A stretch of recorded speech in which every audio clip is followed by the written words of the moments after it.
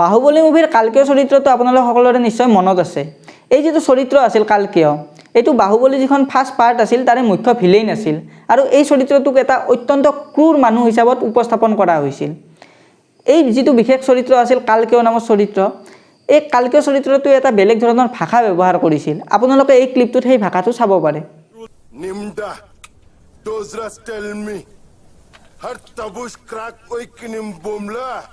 এই যেটো ভাষা আছিল, এই ভাষাটোই এই বিশেষ যেটো চৰিত্ৰ আছে কালকীয় চৰিত্ৰ, ইয়াক আৰু বেছি প্ৰভাৱী কৰি তুলিছিল। কিন্তু আপোনালোকে এটা কথা জানি আচৰিত হ'ব, এই যেটো ভাষা যেটো কালকীয় চৰিত্ৰটোই কয়, এই ভাষাটোক আচলতে এই বিশেষ চৰিত্ৰটোৰ কাৰণে স্পেচিয়েলি ডিজাইন কৰা হৈছিল আৰু এই ভাষাটোক ডিজাইন কৰিছিল বা জন্ম দিছিল বাহুবলী এজন স্ক্ৰিপ্ট ৰাইটাৰ যাৰ নাম হৈছে মদন কাৰ্কে। এই ভাষাটোৰ নাম হৈছে কিলিকি লেংগুৱেজ। বৰ্তমান অৱস্থাত এই যেটো কিলিকি লেংগুৱেজ, এই লেংগুৱেজটোৰ নিজা ব্যাকৰণ আছে, নিজা অভিধান আছে আৰু তেওঁলোকৰ নিজা বৰ্ণমালা আছে। এটা কথা ভাবি চাওক, এখন ফিল্মৰ কাৰণে এটা স্পেচিয়েল কেৰেক্টাৰৰ কাৰণে বনোৱা এটা স্পেচিয়েল ভাষাই আজি বৰ্তমান এটা লিখিত ৰূপ পাইছে। কিন্তু আমাৰ অসমৰ এনেকুৱা বহুতো জাতি জনগোষ্ঠী আছে, সৰু সৰু কিছুমান জাতি জনগোষ্ঠী আছে যাৰ ভাষা শ শ বছৰ ধৰি চলি আছে, কিন্তু তাক আমি এতিয়ালৈকে লিখিত ৰূপ দিব পৰা নাই। কিন্তু বাহুবলী মুভিৰ মানুহবোৰে কেনেকৈ সাউথৰ মুভিৰ যিবোৰ মানুহ থাকে, মুভি ইণ্ডাষ্ট্ৰী যিবোৰ মানুহ আছে, তেওঁলোকে নিজৰ কামৰ প্ৰতি কিমান পাৰফেক্ট সেইটো কথা বা কিমান পেছনেট সেইটো কথা ইয়াৰ পৰাই প্ৰমাণিত হয়।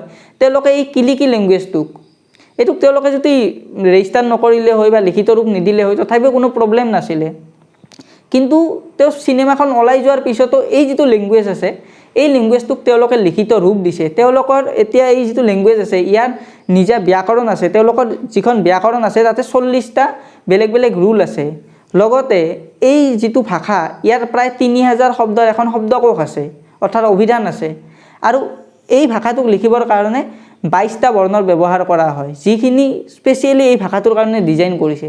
তেওঁলোকে ভাবি চাওক কি লেভেলত তেওঁলোকে কাম কৰে আৰু এই কাম তেওঁলোকে একমাত্ৰ এই কাৰণে কৰিব পাৰিছে কাৰণ তেওঁলোকৰ পেছন আছে আৰু এই পেছনটোৰ বাবে আজি বৰ্তমান অৱস্থাত যদি আপোনালোকে চাই ভাৰতৰ নাম্বাৰ 1 যদি কোনোবা এটা ফিল্ম ইণ্ডাষ্ট্ৰী আছে সেইটো হৈছে দক্ষিণৰ ফিল্ম ইণ্ডাষ্ট্ৰী।